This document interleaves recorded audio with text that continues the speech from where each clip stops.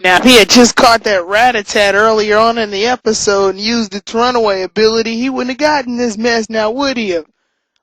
And the worst part, that Spearow evolves into Fearow. But that's besides the point. This is our next review, or next PokedexT review of the Spearow family. Spearow and Fearow, normal slash flying type Pokemon. Generation 1, they're easily findable in pretty much every game. I did make a mistake and put Ruby, Sapphire, and Emerald. They're not available in Ruby, Sapphire, and Emerald. They're only available via trade. But I was thinking of that Safari Zone that has all the Kanto and Johto Pokemon in it that you can go to, and I figured Spearow would be there, but he's not. Next time I'm going to be more accurate about my research. So yeah, not in Ruby, Sapphire, and Emerald. You can trade them over. And then they're in Fire Red and Leaf Green. They're in Diamond, Pearl, and Platinum when you go to the Battle Frontiers battle access area.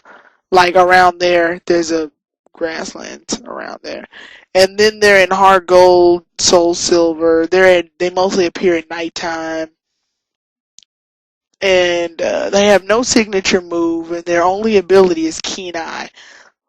That's pretty much the basis of Fearow. Fearow's more of the counterpart of Pidgey. Like if you don't want to have Pidgey on your team, but you still want a nice early bird flying type, I think the Kanto region wanted you to have more diversity in your flying type options. So instead of just offering a Pidgey, then they offer up a Spearow 2, sort of like the bad side to Pidgey is what I like to view Spearow as.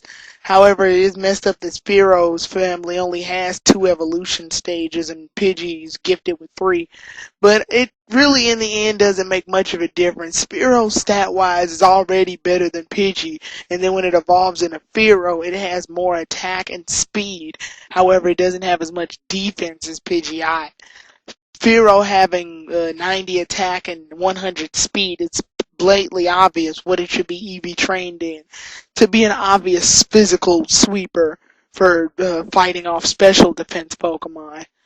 Um, Fearow is a very powerful and very fast Pokemon if you are actually aiming for Fearow instead of just beating a bunch of bird keepers Fearows on Fire Red, Leaf Green with your generic electric attacks and whooping them with one shot.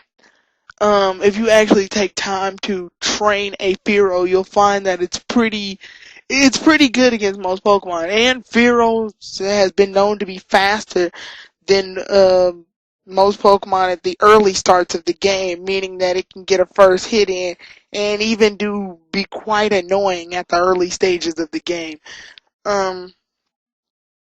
Fearow is for people who, like I said, want to just sweep through others.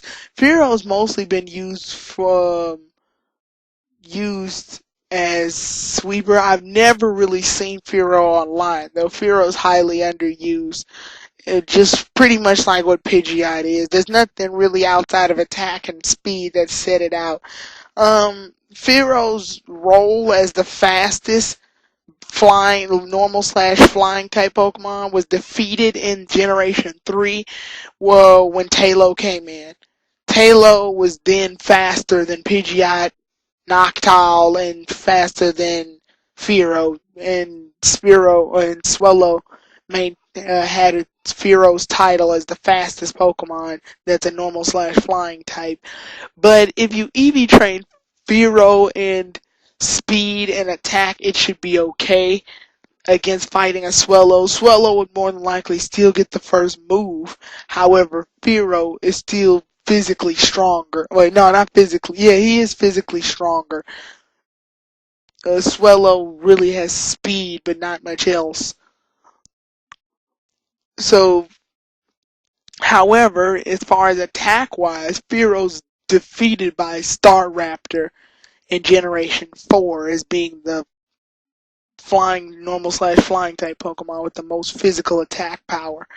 So Fearow's pretty much overwashed by 2 generations of Pokemon, only beating Pidgeot in speed and attack, however not beating Pidgeot in defense.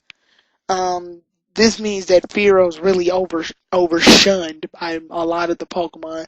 But the thing about Fearow is that it can be a good Pokemon if you can teach it the right moves.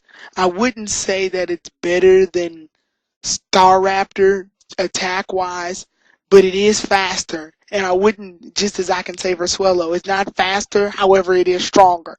So Fearow pretty much maintains the balance between attack and speed, meaning that it can probably outspeed some Pokemon that Staraptor couldn't, while still overpowering Pokemon that Swellow couldn't. That's one thing good I could say about Fearow. Um, Fearow can learn a few ghost type attacks. Well, not a few, I mean one, and that's Ominous Wind, which I recommend could be taught so it could fight off psychic type Pokemon.